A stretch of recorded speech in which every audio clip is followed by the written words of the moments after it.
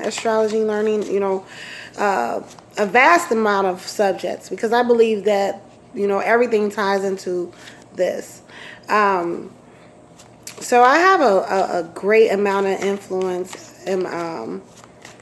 when it comes to spirituality. It's part of my life. It's something that I love to do. I love to, channel messages that are meant for others, because I feel like we're all used as different vessels to communicate to one another. What our purpose specifically might be, or whatever it is. But anyway, I'm going to pull from my Miss Cleo deck I got. I love this Egyptian theme deck. I haven't used it in my last couple readings. So I'm going to go ahead and see what's going on with y'all for June. Okay, Sagittarius? I just got the phone with one of my good Sagittarius friends. I have a lot of Sagittarius friends. I don't know, y'all. I just vibe with y'all. Very deeply spiritual people. Most of my Sagittarius friends, I could talk about like the most bizarre shit with. It feels so comfortable and normal. I love to go out and have fun with my Sagittarius friends. They're always like the life of the party. Funny. I lived next to a Sagittarius for like 3 years. I love her to death. She has like the most beautifulest energy. Anyway, I just gotta tell y'all, I love y'all energy, okay? So I'm gonna go ahead and pull cards and see what we're gonna, what the cards are telling me. Okay, I'm talking to single and couple people. I'm talking to all sexes, whatever the situation may be. I'm gonna go ahead and pull from the major and minor arcana and see what's going on, okay?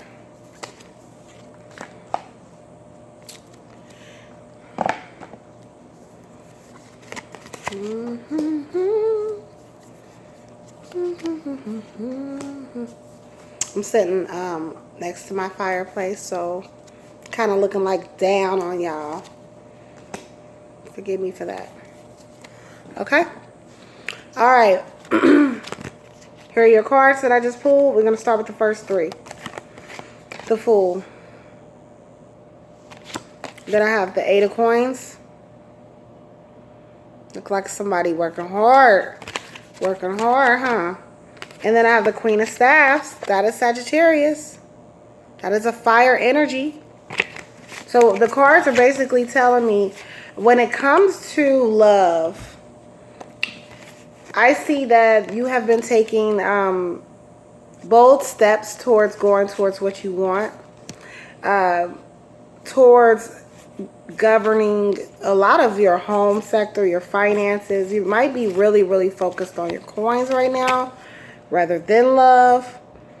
Then I also have the Queen of Staffs, which is a representative of you, or just the energy that you're encompassing. It doesn't necessarily have to be a feminine energy, but you are encompassing a energy of just basically being very virtuous, working hard, and following your passions, because fire is passion. So you've been working diligently towards your passions more, and setting out on journeys, no matter, that's what the Fool is. He sets out on a journey. He doesn't even think twice, so you've been setting out on voyages really towards, getting for what you want. And this might be as far as love goes too. You may be setting out to get specifically what you want and desire when it comes to love. With that being said, you know that you have to better yourself. You know that you have to work on yourself in order to attract what you desire. You are very aware of that. And you put a lot of time into work to distract you from something. Let's see what is distracting you from. All right, I have the Two of Swords. Something going on. I have the Five of Staffs. Oof. Who are you battling with? And then I have the Page of Swords. So it looks like the reason why you're putting a lot of time into your work, or time into, energy into building yourself, is because you're battling some type of issue that it's not being displayed to everybody, because look, she's covering up her face. She's kind of masking the truth in order to keep the peace. That's what the Two of Swords is.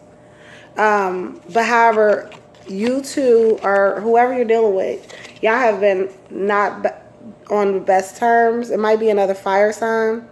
If not, it could be any sign, but it just looks like you're just battling somebody and you're not really being upfront with everybody about what you're going through. The Page of Swords is indicating to me that eventually you will make a decision in the short term, probably, to cut off the situation. Or vice versa. Somebody may come to an agreement, or if y'all haven't already came to an agreement, because it's really weighing on you. You know what I mean? To see that you are trying to keep the peace, but at the end of the day, it's still battling you. It's still bringing you down, and eventually you're going to just implement the sword. Okay? The page is generally a young energy, but it also means short term.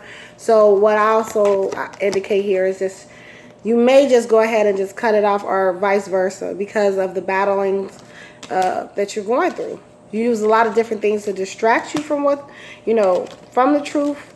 You put a lot of passion into your creativity. You do things to, keep the peace. That's what the Two of Swords is. She keeps the peace. She doesn't really say too much. But how long can you go like that? How long can a person go on like that? So eventually you're like, forget it, probably. Somebody. Because it's not making you feel good. I have the Ten of Staves. You're feeling weighed down by this. He's carrying a lot, okay?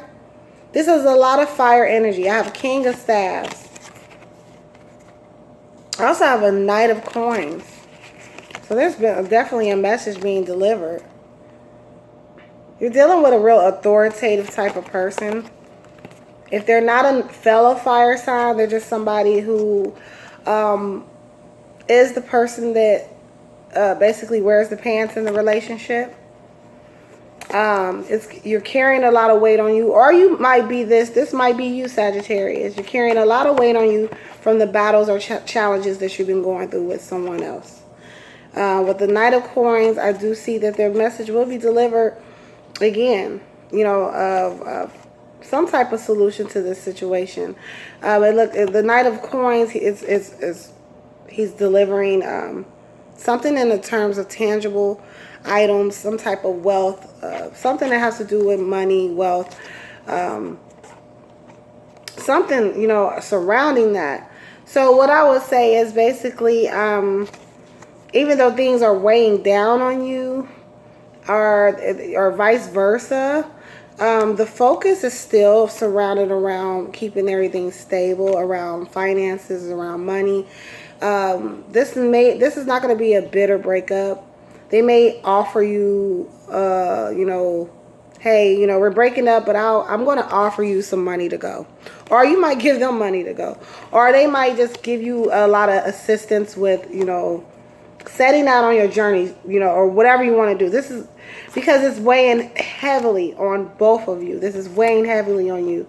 And you see the best option as you two go on your own separate way. And like I said, this person likes to control a lot of things, but it's weighing heavy on both parties. This is what the reading is telling me.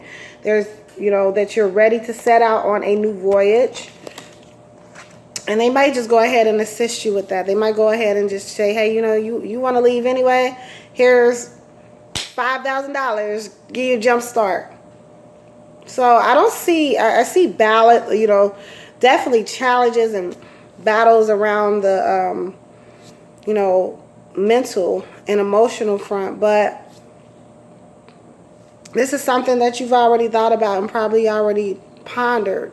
Am I going to break up with my significant other? If not, what am I going to do? So let's get a clarifying card from this other deck that I have. What are we going to do? I think I'm going to pull from my fairy deck. I didn't pull from my fairy deck in my last love reading, but I am for you because I want to know what's going on. What's up with all these challenges? And what do the fairies want you to know? Okay, because it's generally interpretations from the fairy realm. I like to believe that so many things exist at a microscopic level to macroscopic level, you know, big and small. So the fairies are, you know, communicators of things within spirit that are unseen to us, but are evident to them. This is what the interpretation of the fairy deck that I have by Brian Stroud. But anyway, I'm going to pull a card from it. Let's figure out what's going on with y'all, okay? So here's my fairy deck right here. And we're going to see which fairy has a message from you. I'm going to read from the book.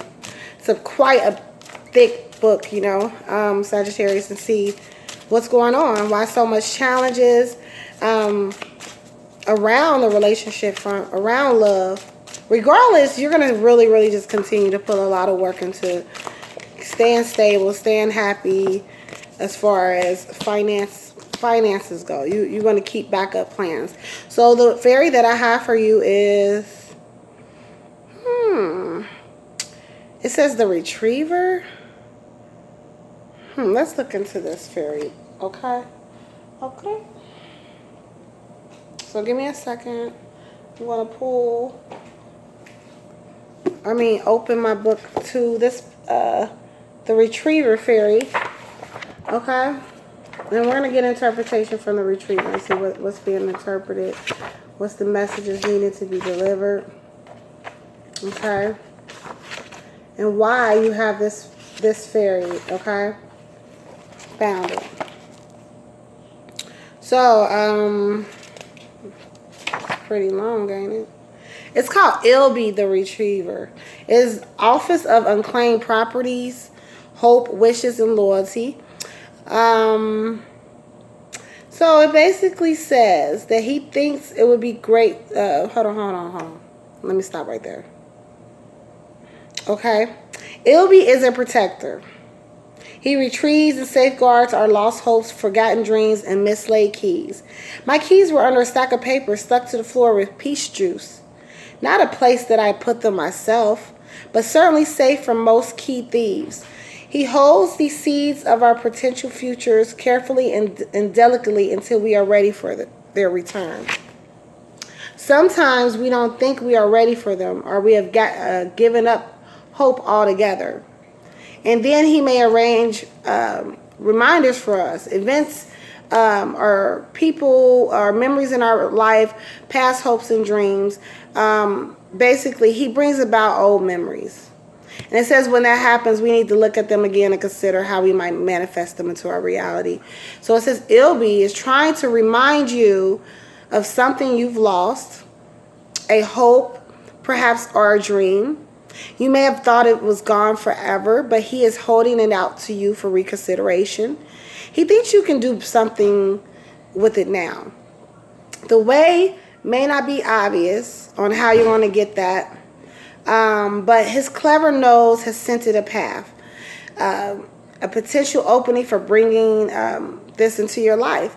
Sometimes Ilby may be saying that a long-awaited dream is at last arriving on the scene, and there is nothing we need to do but open our hearts and minds to it. However, we usually have to work for it. Another attribute of Ilby, the Retriever, is loyalty. Okay. So it says alternatively, Ilby may be saying that this is not yet the time for the germination of this seed. So that's the reverse meaning. I didn't pull reverse. But it's just basically saying, you know, bring back memories of the past, bring back dreams, hopes, creative aspects to yourself. You might have not been able to express this the way you want within a relationship or whomever, whatever dynamic you're currently in. That's probably brought about a lot of the challenges. At this time, whatever decision you decide to make, know that that will prepare you towards touching back on talents, creative endeavors, whatever you've done in the past that you haven't really worked on currently. It can really pay off now, especially if you're letting go of energies that's not resonating with you, okay? I really do hope y'all enjoyed this love reading, Sagittarius. I really hope that everything works out for you. I'm going to go ahead and get prepared for your July reading and see the prospects for July. Hopefully we have some good results as a result of you working on yourself and letting go of the unwanted energy that does not serve you, okay? Anyways, again, please like, share, subscribe to my channel. Thank you so much for watching. Mwah.